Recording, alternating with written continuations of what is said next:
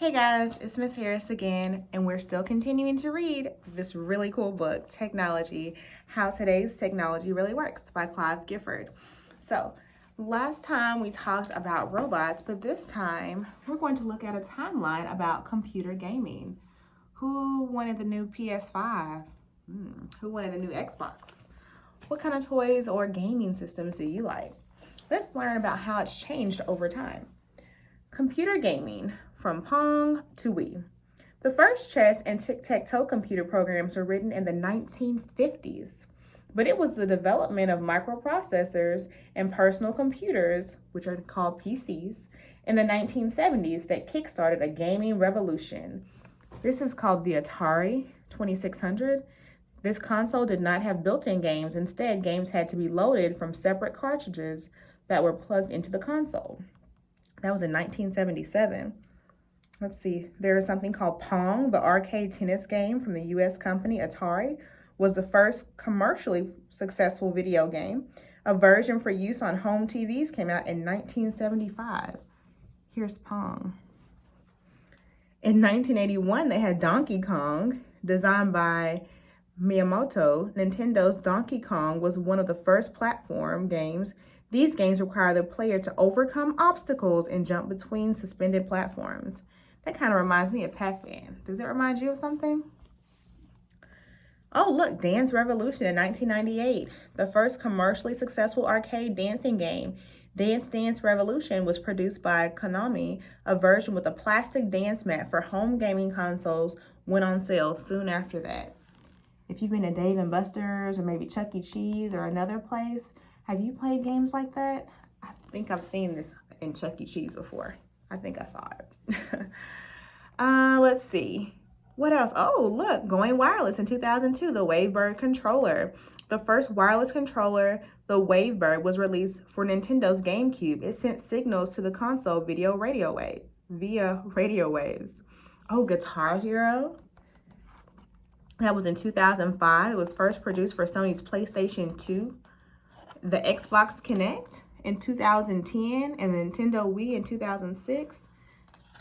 75.66 million. That's the number of copies of Wii Sports sold by 2011, making it the best-selling computer game ever. Have you had the Wii? Do you know someone that has the Wii? That seems like a pretty popular game. Let's see what else. Oh, games controllers. For video games to work well, players need fast, responsive controllers to send commands back to the console. Many devices now use motion sensing, in which the whole controller is moved to simulate actions in a game, from thrusting the sword to hitting a ball. We have a joystick, a force feedback, motion sensing with the Wii. That may be one reason why it was such a #1 seller. Body motion sensing, mobile controllers. And look at all the cool things you can do. 500 million. That's the number of copies of Rovio's Angry Birds games that have been sold since its 2009 release. They even have a movie now. So that was a really popular creation. And look, this was used for Pac-Man.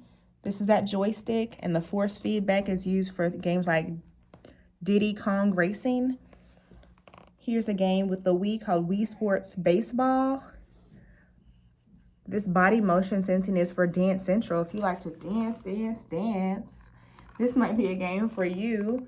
And then that mobile controller is for games like the Velocia Spider. That's pretty cool. All right, lots of different game controllers. Which one do you have? I've played with the joystick before, and I tried to use the force feedback controller, but Miss Harris isn't really a gamer, so. But maybe you're the best gamer ever. All right, and then the last piece that we'll talk about today is a camcorder. Who uses a camera? I think a lot of us use the camera on our phones, but know that there is also a camcorder that a lot of people use before they started to use their cell phone cameras. Digital cameras use microchip technology to record images. Still cameras capture a single image or frame, but camcorders record multiple images one after another, often at a rate of 25 or 30 frames per second. replayed at the same rate. The individual frames seem to merge to produce a moving picture. These are film reels. And until the 1990s, most movies were shot on reels to film coated with chemicals that reacted when exposed to light. And this is how a digital camcorder works. Inside a camcorder, lenses focus light from a scene onto a sensor chip called a charge coupled device, or CCD, which converts light into electrical signals. These are processed into data to form digital images. A camcorder can make over 1,000 images every minute. That's a lot of work. Kind of like a little mini robot inside. And there's so many different pieces to the camcorder. There's a digital signal processor, a memory controller.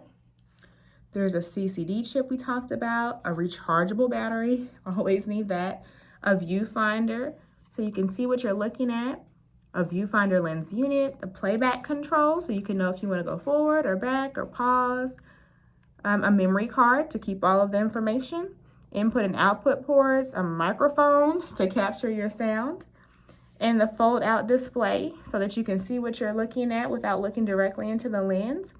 You have a circuit board, a backlight unit, and a liquid crystal display, or an LCD. And we have a lot of those on our cell phones. So a lot of these items that are used for technology incorporate some of the same components, which is really cool. All right, guys. So we talked a lot about computer gaming, the controllers, and now you've learned a little bit about something called a camcorder. So when you finish this video, I hope you can explain just a little bit about some different forms of technology that you've learned about. All right, I'll see you next time. Bye.